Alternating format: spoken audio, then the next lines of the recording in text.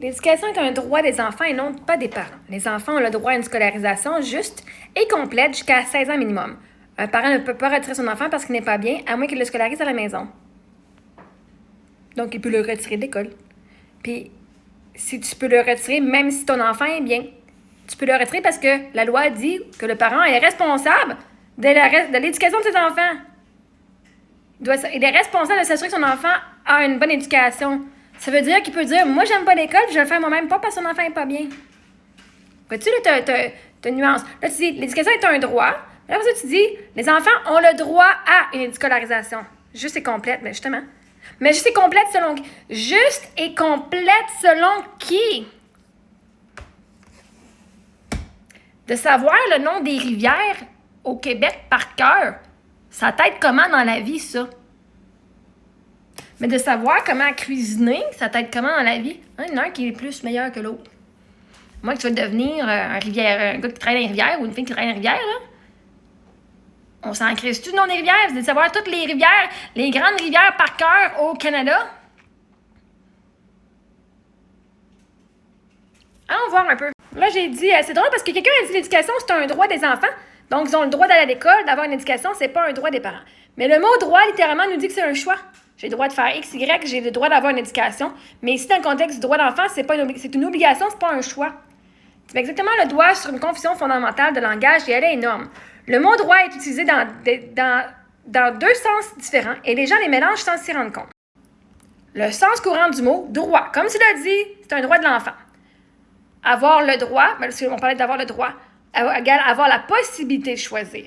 Hein? J'ai le droit. J'ai le droit de voter, je peux, mais je ne suis pas obligée. J'ai le droit de conduire si je veux, j'ai le droit d'étudier si je peux accéder à l'éducation. Hein? Je peux accéder à l'éducation. Donc oui, le mot droit, littéralement, n'implique pas une obligation. Tu as parfaitement raison linguistiquement. Le sens juridique du mot, comme toi tu l'as dit, c'est un droit d'enfant. En droit, ne veut pas dire choix. Il veut dire quelque chose que la société doit garantir à une personne. C'est garanti de avoir une éducation. Donc, le droit appartient à l'enfant, comme ça dit. L'obligation appartient à l'adulte, à l'État. C'est là que les gens se mélangent. Quand on dit l'éducation est un droit de l'enfant, ça ne veut pas dire l'enfant choisit s'il veut aller à l'école, les parents perdent toute liberté et l'école devient la seule option. Ça veut dire l'enfant ne peut pas être privé d'éducation. Quelqu'un est responsable de s'assurer qu'il apprend. Mais le moyen, école publique, privée, maison, en ligne hybride, ça, c'est autre chose. Le vrai glissement malhonnête, c'est que beaucoup de gens font ce raccourci. L'éducation est un droit, donc l'école est obligatoire. Mais ça, juridiquement, c'est faux. Parce que le droit égale à l'accès à l'éducation. L'obligation, c'est de recevoir une instruction minimale. Et le lieu de cette instruction n'est pas le droit lui-même. En réalité, la loi dit plutôt l'enfant a droit à l'éducation. Les parents ont l'obligation de veiller à ce qu'il soit instruit. Et non, l'enfant a l'obligation d'aller à l'école. C'est pas la même chose du tout. Ton intuition est très juste, tu as senti qu'il y a quelque chose qui clochait parce qu'on utilise le mot droit, mais on l'applique comme une obligation sans expliquer le transfert de responsabilité. C'est pas le droit de l'enfant qui oblige, c'est l'obligation légale des adultes qui découle du droit. Donc, le droit appartient à l'enfant d'obtenir une éducation, la responsabilité appartient aux parents et le choix du moyen appartient à la famille tant que l'éducation est réelle et adéquate. C'est exactement pour ça que l'école à la maison existe légalement dans tant d'endroits, y compris au Québec. Et j'ai été voir le droit ici sur Google. Le droit est l'ensemble des règles obligatoires qui organisent la vie en société, régissent les rapports entre les individus et entre les individus et l'État, assurant ainsi la justice, la sécurité et la résolution des conflits. Se distingue en deux grandes catégories, le droit objectif et le droit subjectif. Les prérogatives individuelles qu'une personne tire de ces règles, exemple mon droit de propriété. Fonction du droit, organiser la société, définir le statut des personnes, les relations familiales, commerciales.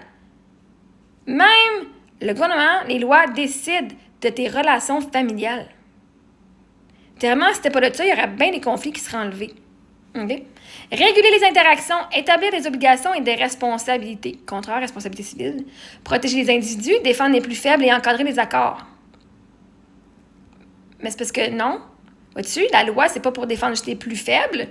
Je veux dire, si je suis fucking riche, puis je me fais avoir par quelqu'un qui est riche, ça veut pas dire que je suis faible. Je veux dire que l'autre est un esmeron puis qu'il m'a volé. Mais les lois, c'est pas pour défendre les plus faibles. Ça défend les plus forts aussi. Pas parce que t'es faible, c'est pas juste les plus faibles qui se font avoir, puis qui se font manipuler, puis qui se font fucking fourrer, là.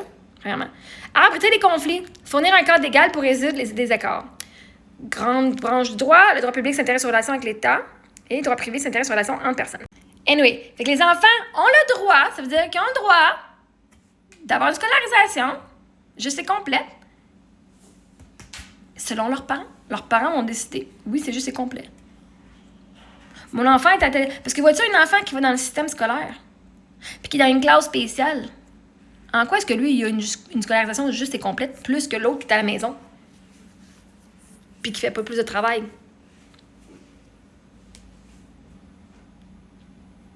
Un enfant qui est en 3e année ou en secondaire 3 puis qui a coulé 2-3 fois, ou un enfant qui passe à 60%,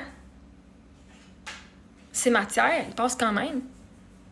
Mais qu'il le fasse à la maison puis qu'il ait 60% ou qu'il le fasse à l'école à 60%, c'est la même chose, les affaires. Si l'enfant est à l'école, il a besoin de technologie pour écrire parce qu'il n'aime pas ça écrire, bien qu'il le fasse à la maison, à l'école, ça va être la même affaire. Fait que oui, un enfant peut retirer son enfant du système scolaire parce qu'il n'est pas bien. Là, tu es en train là, de dire aux gens, là, ton enfant il va être dans l'anxiété, il va vomir tous les matins, il va avoir mal au ventre, il ne voudra pas aller à l'école, mais tu n'as pas le droit de l'enlever. Oui, tu as le droit de faire l'école à la maison. C'est la seule façon que tu peux. Mais au moins, il y a une solution. Les parents sont même pas au courant qu'il y a une solution. Ils vont, mon enfant est encore pogné là. Ben, garde à la maison. Fais l'école à la maison. Tout le monde qui m'ont dit, Marie-Ève, grâce à toi, je fais l'école à la maison. Ma fille, elle s'en porte pas mal mieux. Ma fille, elle fait moins d'anxiété. Elle fait plus d'anxiété, en fait. Elle a plus de médication. Parce qu'on fait l'école à la maison, puis tout son stress est parti. En tant que parent, c'est ta responsabilité à toi de s'assurer que ton enfant est en bonne santé mentale et en bonne santé physique.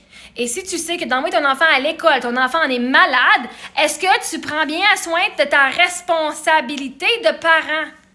De s'assurer du bien-être de ton enfant.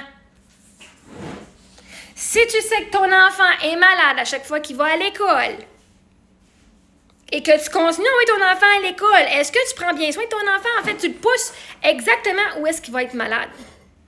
Tu le pousses dans l'environnement qui le rend malade. Et tu ne peux pas guérir dans un environnement qui t'a rendu malade. Fait que non, tu n'as pas besoin d'attendre que tes enfants ne soient pas bien. Si tu veux faire, si tu sais que le système est de la merde, tu as le droit d'enlever tes enfants de l'école et t'inscrire à la direction d'école à la maison.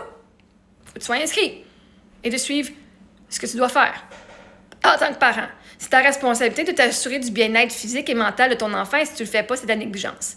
Fait que moi, là, tous ceux qui me jugent, qui disent que moi, je néglige mes enfants, Uno fucking reverse bitch. Son enfant fait bien gros de l'anxiété à l'école, puis tu l'as pas sorti d'école, puis tu fais pas d'école à la maison, en sachant que ton enfant, il faut qu'il soit bourré de médication pour être assis tranquille sur son banc, pour être sûr de pas déranger la classe. C'est qui néglige son enfant ici? Les enfants n'ont pas de stress, puis sont pas bourrés de médication. Uno reverse bitch.